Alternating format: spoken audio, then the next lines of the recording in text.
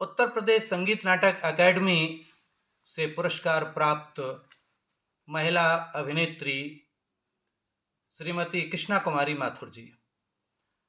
कृष्णा कुमारी माथुर जी का जितना नाम है उससे बड़ा उनका काम आज भी दिखाई देता है।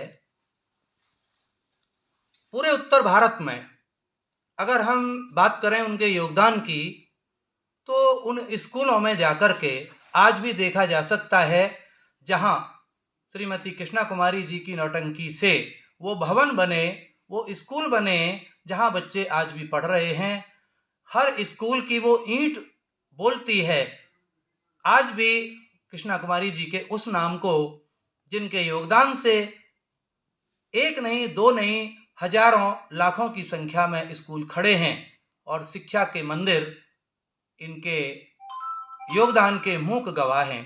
तो आइए आज जानते हैं उनकी कहानी, उनकी ही जुबानी। आदरणीय दीदी, सबसे पहले हम आपको प्रणाम करके आपके श्री चरणों में नमन करते हैं, क्योंकि एक ज़माना था जब अपने स्कूल में पढ़ने के बाद हमें जब पता लगता था कि आपकी नौटंकी आई हुई है, तो हम अपने स्कूल में से, क्लास में से पीरियड छोड़ करके आपकी नौटंकी देखने जाते थे। कमलेश दीदी की नौटंकी से तो हमारा उदय ही हुआ और फिर आपसे एक ऐसा प्रेम हुआ जिसमें कि बहन भाई के नाते हमारे आपके स्थापित हो गए। तो हम प्रणाम करते हैं बहन, नमन करते हैं आपको। और हमारे जो दर्शक इस वक्त देख रहे हैं आपको विश्व स्तर पर, वो ये जानना चाहते हैं कि आपकी कहानी क्या है, आपका जन्म कहाँ हुआ और किस तरह से आपने उस मुकाम को पाया जहाँ के आज आपका नाम स्थापित हो चुका है। तो अपने बारे में कुछ बताइए ना। अब ये समस्या तो बड़ी कठिन है, मैं क्या बताऊं, मेरी खुद समझ में नहीं आता कि जन्म तो मेरा आगरे में हुआ था, लेकिन हम लोग शुकोबाद आके बस गए और वहाँ मैं बचपन से ही आ गई थी। पिताजी थे नहीं, उनका स्वर्गवास हो चुका था।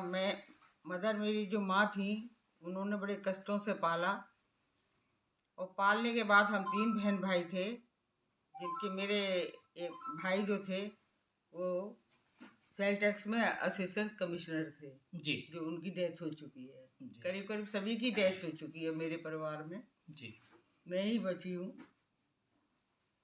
तो बस जैसे कष्टों से पल गए, लेकिन हाँ, संगीत से जो है वो बचपन से जुड़ाव था। वो मुझे बहुत ज़्यादा पढ़ाना चाहते थे।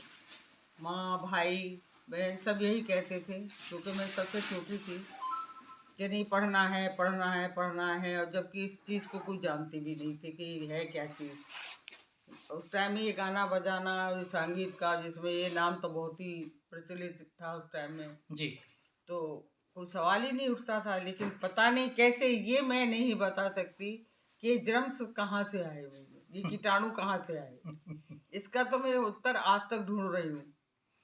तो गाने का शौक था, बचपन से ही गाती थी, अभिनय करती थी। तो बस किसी न किसी तरीके से मैं नाटक में पहुंची पहले तो। आपका आगमन कैसे हुआ? हाँ, नाटक से हुआ मेरा। अच्छा मैं करीब 15-16 साल की थी, जी तो शुरुआत मेरी मेरे स्कूल में ही एक कार्यक्रम था, उसमें मैंने भाग लिया। जी एक नाटककार उसमें थे जयपुर के, जी जिनको मैं गुरु मानूं या उनको अपना पिता मानूं। जी सूर्य प्रसाद शर्मा नाम था उनका। जी उन्होंने मुझे सेलेक्ट किया और मुझे नाटक में ले गए। वो उस टाइम उनकी नाटक एक ग्रुप चल रहा था बहुत ज़्यादा बड़ा, जिसमें कि करीब 150 से 200 आदमी थे। जी तो उस टाइम में ये तय था कि नाटक में कोई आवाज़ वाली लड़की नहीं होती थी, अभिनय तो करने वाली मिलती थी, गाने वाली नहीं, सिंगर नहीं होती थी। सिंगर नहीं होती थी जी वो आवाज़ को देख के उन्होंने मुझे ले लिया। उन्होंने मेरे घर वालों से कहा कि आप बेफिक्र रहिए, इस बच्ची को हम ले जा रहे हैं, जी उसे हम अभिनय सिखाएंगे जी और गाना सिखाएंगे। तो उन्होंने कहा ठीक है, जब ये मान ही नहीं रही है तो फिर चलो जो भी करना है इसके तो करे। तो वो मुझे ले गए, बेटी की तरह मुझे रखा उनके अपने ग्रुप में, और उन्होंने मुझसे 2 महीने काफ़ी रिहर्सल करवाई। जी न सोना न खाना न पीना, रेड सर नाटक की प्योर रटना। उसमें पहले ये होता था नाटक में, आजकल के नाटक में जबकि नाटक में बहुत फर्क है जी। क्योंकि पहले जितने डायलॉग हुआ करते थे उतने ही अलग से म्यूजिक बनता था जी। म्यूजिक डायरेक्टर रहते थे जी। वो अपने स्क्रिप्ट के हिसाब से उसमें कंपोज करते थे गाने जी। और वो गाना पड़ता था आर्टिस्टों को जी। तो वो कमी खलकी तो इसीलिए मुझे ले भी आपको गए, बुलाया गया कि आवाज़ है इसकी। जी। उन्होंने मुझे सिखाया कि स्वर तो था ही, तो बस उसी स्वर पर मतलब लेके तो जैसे जैसे उनके मारवाड़ी ड्रामे भी थे, बंगाली भी थे, हिंदी भी थे जी। काफ़ी ड्रामों के अंदर जो उनके गाने और जो था, बहरहाल उन्होंने मुझ पे 2 महीने काफ़ी मेहनत की और ग्रुप चलाया। मैं उस ग्रुप में 2 साल रही। लेकिन इस विधा में जो स्वांग विधा है, हाँ, इस विधा की भी बात बताती हूँ मैं जी। एक, क्योंकि मैं ब्रज की हूँ जी।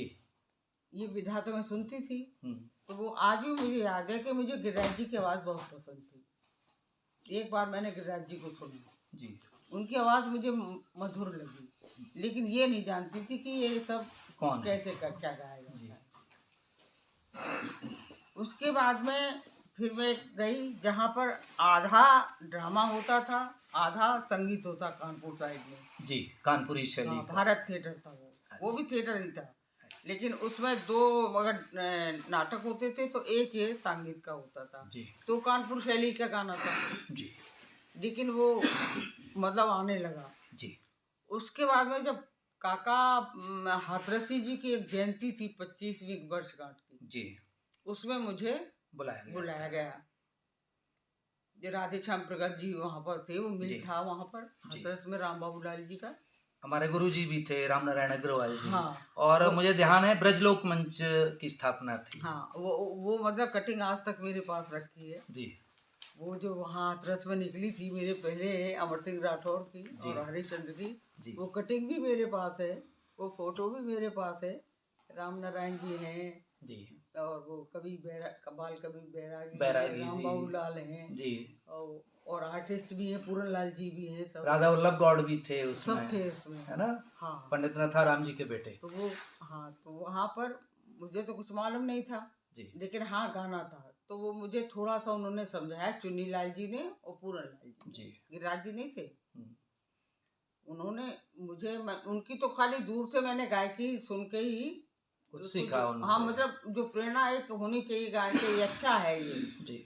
फिर इसको जो उन्होंने मुझे समझाया थोड़ी देर कि ये तबील ऐसे गाई जाएगी या ये चौल ऐसा गाया जाएगा या छंद ऐसा गाया जाएगा जी, तो वो मैंने बस एक दिन में कवर करके और जैसा था मैंने वो प्रेजेंट कर दिया। वहाँ वो काफ़ी लोकप्रिय हुआ जी, क्योंकि उस टाइम में ये ज़रूरी था कि उसमें पहले आपने भी सुना होगा कि पहले ना तो मेकअप होता था जी, ना ड्रेस पहनी जाती थी, आवाज़ का खेल था, आवाज का पूरा खेल था और 3 तरफ तो गाना पड़ता था, मंच खुला होता था। लेकिन वो मैंने बदला जी, शुरुआत से जो बदला जी, तो सबसे पहली चीज तो मैंने ये बदली मैं भैया एक तरफ मंच होगा, ये 3 तरफ मैंने की ये मैं नहीं कर पाऊंगी।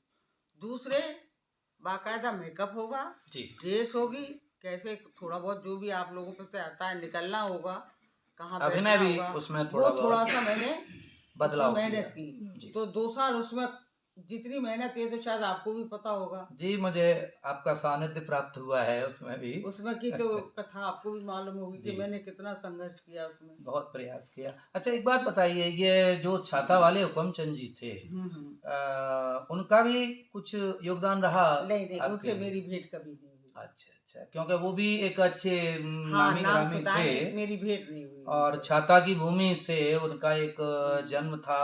और बड़ा अच्छा नाम था लेकिन मेरी भेंट कभी नहीं, मेरी भेंट बस इन्हीं लोगों से हुई है ज्यादातर, तो और ये रहे भी फिर बाद में मेरे साथ हैं जी। फिर उसके बाद में बस जब से वो जो स्कूल का जो मामला चला जी, वहाँ पर जो आई किस तरीके से कार्यक्रम करना, फिर जब से ये जो फिर ब्रज ने अपना ही लिया मुझे उसमें। जहाँ तक है, एक बात हमारे सामने जो बहुत ज़्यादा आपका नाम आता है वो आता है कि जो हमने अभी अभी शुरू में अपने दर्शकों को बताया कि आपकी जहाँ भी कंपनी जाती थी वहाँ स्कूलों के लिए आपका योगदान बहुत रहता था। जी। तो ये प्रेरणा आपको कहाँ से मिली स्कूलों के प्रति मतलब लगाव? वो ऐसा हुआ कि ये खुले शो करते थे, जी ओपन करते थे जब, तो वो मैंने कहा मैं तो ना तो शादी में जा पाऊंगी, जी ना ये ओपन शो कर पाऊंगी, तो फिर ये आप चलाएंगे तो कैसे चलाएंगे। तो कुछ उनकी कोशिश थी, मतलब वहाँ के लोगों सबने सहयोग ही दिया, क्योंकि हम लोगों ने एक अच्छा ग्रुप बनाने के लिए उसी टाइम ये सबने सोचा था कि हम इसको ओपेरा बनाएंगे। जी बिल्कुल। राम नारायण जी ये थे, बाबूलाल जी थे, राधेश्याम प्रगट जी थे, इन जी। सबकी जो भी मीटिंग में अच्छे लोग थे, तो उनका सबका था कि इसको एक ओपेरा बनाएंगे। अच्छा, कुछ दिन तो उनका साथ रहा, फिर कुछ आपस की मतलब उनमें भी वो होने लगा, कुछ जो भी हुआ हो, ये पर्सनल मामला मैं इसको कहना नहीं चाहती। जी जी जी। अब उसके बाद में सारे आर्टिस्टों की जिम्मेदारी एक प्रगट जी पे आ गई जी। अब वो बीच में कैसे छोड़े। फिर उसके बाद में एक जो मुझे याद नहीं है, हाथरस के पास एक बहुत नजदीकी एक जगह है, चंदपा। चंदपा नहीं है, अच्छा। वहाँ एक स्कूल है, अच्छा अच्छा। वो मुझे ध्यान नहीं आ रहा। जोगिया का तो नहीं है? जोगिया गांव का स्कूल भी आपके ही पैसों से बना है। ऐसे तो बहुत से हैं जी। लेकिन वो वहाँ पर ले गए स्कूल के लिए। जी। उसके लिए जो है हमने प्रोग्राम किया, जब वो प्रोग्राम किया तो हमारे पास ऑटोमेटिकली स्कूल के प्रोग्राम आने लगे। जी। और नाम का जहाँ तक सवाल है, वो 2 प्रोग्राम से हुआ जी। सब में, जो उसका श्रेय जाता है। जी। होटल में ले गए थे हमको झूठ बोलकर, झूठ बोलकर ले गए दशहरे पे। जी। लिखित में था उनका कि हम 3 जगह से कवर रखेंगे, टिकट रखेंगे, और ये हम अपने इसके लिए वहाँ की जो कमेटी है वो उसका तो मुझे ध्यान नहीं है, इसको हम धर्मार्थ में लगाएंगे। हम लोग चले तो गए, लेकिन वहाँ जब देखा तो वहाँ तो एकदम मेला सा लगा हुआ था। मंच तो बना था, एक ही तरफ ऑडियंस बैठी थी, लेकिन वो सब कुछ नहीं था। अब हम ना निकलने के, आने के भी नहीं, और वहाँ रहने के भी नहीं। जी। हिम्मत करी किसी न किसी तरीके से, लाखों की भीड़। जी। पर तब भी हमने कमेटी से कहा, मैं भाई देखिए हम वहाँ तो गए, तुम ले आए हो, हम अब हम जा भी नहीं सकते, यहाँ प्रोग्राम करने की भी स्थिति नहीं है, इतनी भीड़ में निकल भी नहीं सकते हम। जी। तो ये है कि ना तो कोई बदतमीजी होगी, ना कोई इस तरीके कोई हम लोगों से बोलेगा, ना हमारे पास आएगा, ना कोई सीटी बजाएगा। अनुशासन में रहेंगे। अनुशासन अगर ये होता है तो चलिए हम कार्यक्रम करते हैं। लेकिन उन लोग जो वहाँ के कार्यकर्ता थे उन्होंने ऐसे ही किया, और वो कार्यक्रम करने से जो फिर उसके बाद में तो हंगामा हो गया। अच्छा, ये तो आपकी यात्रा रही एक यहाँ तक आने की, जी। लेकिन जब कोई कार्य किया जाता है किसी के भी द्वारा, चाहे वो कलाकार हो या लेखक हो या रचनाकार हो, तो एक स्थिति ऐसी आती है कि जब उसको समाज सराखों पर बिठाए, उसको सम्मानित करे, तो आप अपने सम्मानों के बारे में बताइए, कहाँ कहाँ से आपको सम्मान मिले अब तक? देखिए, एक तो भोपाल से मुझे अहिल्याबाई का सम्मान मिला था जी। और आपकी ये एक आदमी से हुआ था जी। ये मिला था जी। ब्रज कला केंद्र का मिला था जी। और ये आपके वृंदावन में जो राम स्वरूप जी करते थे वो भी मिला था। वो भी मिला था और बाद बाकी का जो भी सम्मान मिला है वो स्कूल और कॉलेजों से मिला है। सबसे बड़ा सम्मान तो वही है आपका, जहां आपके उस नौटंकी के शो को देखने वाले बच्चे आज भी तरसते हैं कि काश हमें एक बार आप फिर से जो है कहीं मंच पर दिखाई दें। अभी 2 साल पहले उसी में बुलाया था मुझे जी। तो वहाँ जो सम्मान उन लोगों ने दिया, जनता ने भी दिया, हालांकि मैंने कुछ नहीं किया, खाली एक भजन गाया था जी। उन लोगों ने, वहाँ की कमेटी ने बहुत बड़ा सम्मान दिया और वहाँ की जो जनता भी थी, बच्चे भी थे, उन्होंने बहुत ज़्यादा मुझे प्यार दिया। अच्छा, एक बात और यहाँ पर प्रश्न पैदा होता है दीदी कि पहले जब आप आती थी उस वक्त इस ब्रज में आपके जो शो होते थे और अब आप कोसी में गई हैं जहाँ आपने एक भजन गाया है, तो कुछ अंतर पाया आपने उस जमाने में और अब के जमाने में उस मंच का? अब तो जहाँ छोड़ा था वहीं आ गई आपके चलिए, मैं तो ये सोचती हूँ।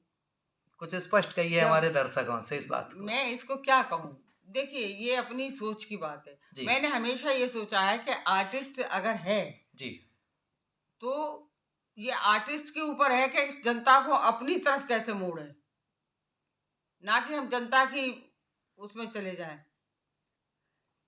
पसंद के ऊपर। पसंद के ऊपर है। अब ये गट्स होने चाहिए आर्टिस्ट में, और जो उसके साथ के कलाकार हैं। आप गट्स की तो आप ये बात बताते हैं, आपको एक बात बताएं, जी नरी सेमरी का शायद उसी ब्रज कला केंद्र के टाइम की बात है ये। जी नरी सेमरी में हम गए तो उन्होंने उनसे जो हमने ये कहा कि भाई हम ये इस तरीके से कार्यक्रम करेंगे। जी बोला जी साहब ऐसा तो ना होगा, तो ना होगा तो नहीं होगा, तो नहीं होगा तो भैया हमें करना नहीं।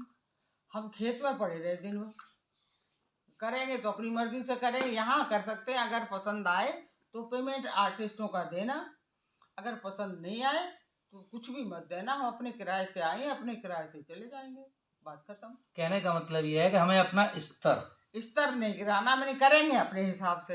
अगर पसंद आ जाए तो हमारा आर्टिस्टों की पेमेंट मिलता था, बाद बाकी का तो जो भी आता था तो वो स्कूलों में ही लग जाता था। भाई आर्टिस्ट तो जो बेचारे हैं उनके भी परिवार था, बिल्कुल पल्ला था ही क्या बिल्कुल। आर्टिस्टों की बात चलिए दीदी, तो आजकल आर्टिस्टों की बहुत कमी आ गई है। कुछ कमी, इसका क्या उपाय आपकी नज़र में है? देखिए कुछ तो बदलना चाहिए। समय के साथ आप नहीं बदलोगे तो कुछ नहीं कर पाओगे। इस शैली में भी देखिए, एक बात बताऊं मैं मूल में आपको जी भैया, जी कि राग रागनी से बना है सॉन्ग हमारा। जी हालांकि मैं नौटंकी ना कह के अपने को सॉन्ग सॉन्ग समझती हूँ, बिल्कुल। क्योंकि ये शब्द जो है पता नहीं क्यों गवर्नमेंट में ये ठप्पा लग गया है। मुझे आज तक में इसकी बात की शिकायत है, जबकि असल में मूल में ये स्वांग है। स्वांग है। स्वांग से ये मतलब होता है कि स्वांग रखता है आदमी तो गाना गाता है, जी उसी शैली में तो आप करेंगे ये। बिल्कुल देखिए बहुत सी जगह, जैसे उदयपुर का है एक ग्रुप है, वहां पर डांस से सब बताते हैं, जी गाते नहीं है। जितनी लीला करते हैं, जितनी भी वो करते हैं, सब डांस से ही तो वो करते हैं। जी कथक आप करते हैं, उसमें कोई भी आप कहानी बताते हैं तो आप डांस से बताते हैं, हम लोग गा के बताते हैं। फिर इसको मतलब क्यों नहीं मान्यता मिलती है, क्यों नहीं इसको इज्जत मिलती है, ये बताइए आप मुझे। एक मुहावरा बन गया है। एक महावरा क्यों? वो इसलिए कि हम लोग उसमें पूरी तरह मिक्स नहीं हुए, उसमें ढले नहीं। और ढले क्यों नहीं है? वो उसमें कुछ कलाकारों की भी कमी है, वो ढलना नहीं चाहते। नए बच्चे, भैया नए बच्चे जब भी तो आएंगे आपके साथ जब उनको आगे का फ्यूचर दिखाई देगा। इसमें फ्यूचर उनको कुछ दिखाई नहीं दे रहा। इसके लिए उपाय क्या किए जाएं जिससे कि ये विधा बच पाए? देखिए उपाय तो एक है, मैं समझती हूँ कि अभी आप कोई अगर इसमें लगन से 4 से भी लोग जुड़ जाए इस तरीके से, थोड़े दिन तो देखिए भैया त्याग करना पड़ता है जी पैसों का भी करना पड़ता है, परेशानियों का भी करना पड़ता है, हर चीज का करना पड़ता है। बिल्कुल। ये नहीं है कि वो सब का भी ऐसे है तो ऐसे ही करें। अब सोच क्या हो गई है कि अगर कुछ भी नहीं जानते हो, आज अगर हम कार्यक्रम करेंगे तो हमें 1,000 रुपये, 2,000 रुपये, 5,000 रुपये चाहिए। मानते हैं आप इस बात को? उस टाइम में ये बात हमारे समय में नहीं थी, तब एक साधना थी ये। अगर कह दिया एक ने कि हमें इस तरीके का कार्यक्रम नहीं करना है, हमें कुछ नहीं चाहिए तो नहीं चाहिए, हमें इनाम नहीं चाहिए, हम हाथ में पैसा नहीं लेंगे, हम ऐसे नहीं करेंगे, और ऐसे ही किया, और उसका फल ये है जो आज तक आप मुझसे मेरा इंटरव्यू ले रहे हैं। जी, क्योंकि आपका एक रूप अलग रहा, कभी आपने इस स्तर को नीचे आने ही नहीं दिया। मेरे सहयोगी भी तो थे ऐसे ही जी, पूरन लाल जी थे, चुन्नी लाल जी थे, सज्जन जी थे, नेम सिंह जी थे, नारायण, ये सबका हाथ था जी। तो ये लोग इतने, तारा जी थे जी। क्यों तारा भैया, है ना? यही बात। अगर हमने कह दिया कि भाई ठीक है हमें पैसा नहीं चाहिए यहाँ से, अगर हमारे तरीके से कार्यक्रम नहीं होगा तो हमें पेमेंट नहीं चाहिए, हम जा रहे हैं अपने किराए से वापस। तो देखिए सबसे पहली चीज तो यही होती है कि जब आदमी इतना त्याग कर रहा है और उतना जब उससे कॉन्फिडेंस से बोल रहा है तो कहीं ना कहीं तो कुछ बात होगी। और फिर उसके बाद में जो होता था वो उनके सामने था, तो वो तो होना था वो तो 20-25 साल तक जैसे चला वैसे चला। आज क्या है? आज फिर वही है।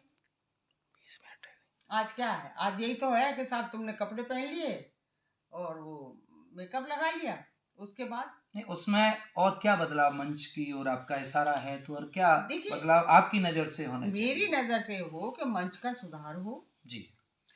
आर्टिस्ट तो जुड़ने चाहिए, पर मजबूरी ये है कि जिनके कंठ है उनमें अभिनय नहीं है, जिनके अभिनय है उनके कंठ नहीं है।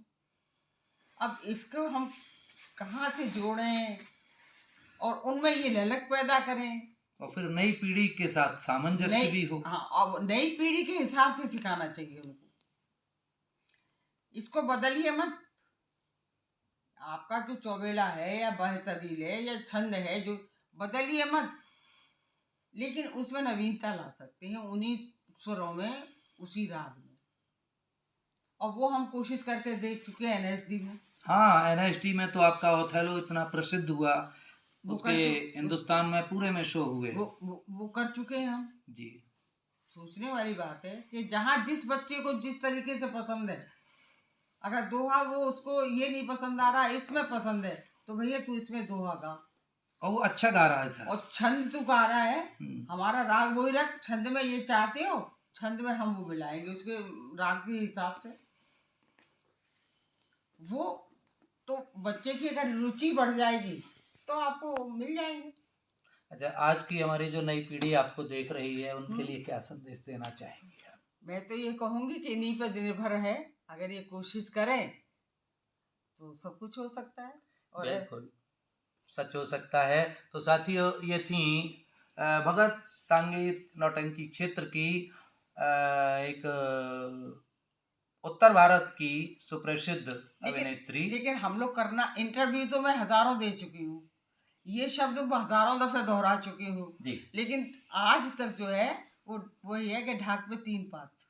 नहीं, ढाक के 3 पात नहीं हो, इस तो ओर तो हमारा इशारा आपकी ओर तो है। वो होगा तो ऐसे होगा, लेकिन हो तो कैसे हो ये बताइए, आप मुझे बताइए। कम से कम 20 साल तो मुझे हो गए सुनते इस बात को। देखिए, हमारी नज़र से इसमें जो हमारा अध्ययन हुआ आपके चरणों में बैठ कर के, कि नई पीढ़ी को जोड़ने के लिए हमें इतिहास मजबूत रखना पड़ता है, और इतिहास इस विधा का बहुत अच्छा है। इतिहास अच्छा है, हाँ, शैली अच्छी है जी, हर चीज अच्छी है।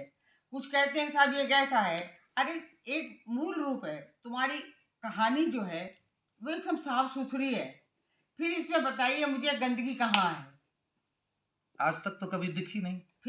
फिर आप इसको कैसे निलेक्ट करते हैं? लेकिन इसका जो मुहावरा बना है वो कहीं ना कहीं कोई ना कोई इसमें अभिनय में, जैसे हम एक बात कहें, बड़ी स्पष्ट बात कहें कि मंचों पर आजकल वर्तमान में एक तो जोकर की कलाबाजियां और लड़कियों का नाच हावी हो गया, ये कहीं ना कहीं हमारे मंच को नुकसान पहुंचा चुका है। ये तो आपने भी देखो, तो रहे भी हो साथ में, देखते भी आए हो भैया, हमारे मंच तो वो भी देखा है, तो हमसे ज्यादा तो आप जानते हो।